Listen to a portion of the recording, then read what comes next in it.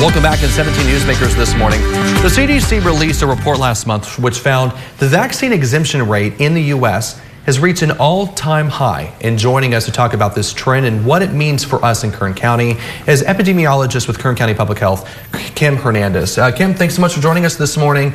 You're saying that this is kind of a concerning report here. I mean, we're talking about the exemption rate. While it's not necessarily, the percentage is not necessarily astronomical. From a public health standpoint, it is concerning. So talk about where we are today and why, as an epidemiologist, why it is concerning for you.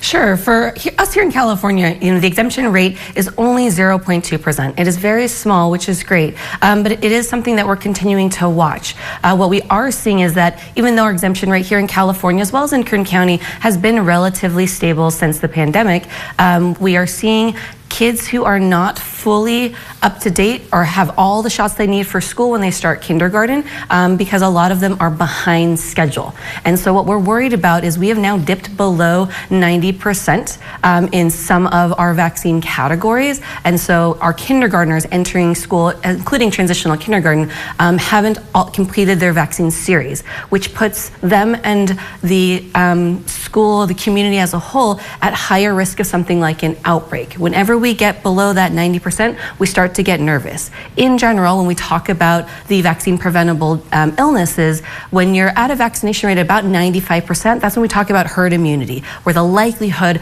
of large outbreaks goes way down because the majority of people are protected against these illnesses. As we dip below 95 and dip below 90, we start to get nervous because some of these vaccine preventable illnesses, like measles, are highly, highly contagious. And it only takes one person to infect an entire classroom.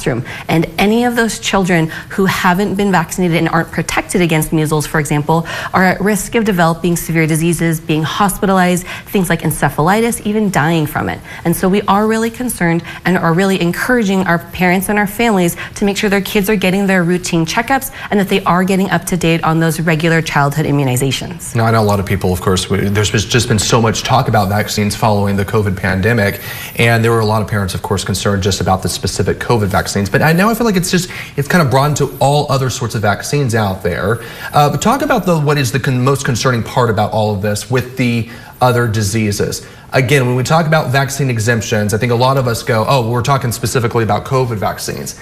That's not necessarily the case. It's all of these other diseases that there are vaccines for. So which diseases are you primarily focusing on and that you're probably an eye on most? So California law there's 9 different vaccine preventable infections that are required, or vaccinations that are required for school.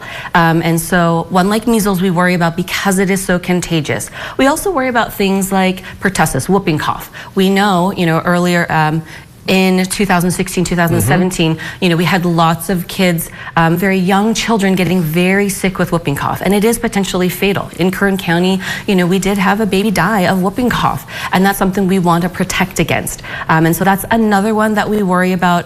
Polio, for example, is one that is very close to being eradicated worldwide. And so we get very nervous when our rates of polio vaccination dip down because we don't remember the effects of it. But if you think back to things like March of Dimes came from trying to develop that polio vaccine to get funding to protect our kids against polio because so many children were dying or being severely, having severe complications of it. And so those are the ones we look at very closely. There's also things like chickenpox, hepatitis B, that we want to make sure people are protected against because we can protect them from those really severe complications, hospitalizations, and potential death. Okay, we are running low on time. I got to ask you though really quick because there is a lot of mistrust with medicine. What is your, if you could give just a quick piece of advice on what you should do if you have questions or concerns about vaccines and children? Absolutely. Talk to your healthcare provider. Go to your child's doctor. Ask them their questions. They have answers. They have good suggestions that can be, form-fitted to your child, and if they have their own health conditions, answer your concerns. We want people to ask those questions. We want them to get good, reliable information from reliable sources, and your doctor is the best person to do that for you. It's good to ask questions and getting reliable answers. All right, Kim Hernandez, thanks so much. Appreciate it.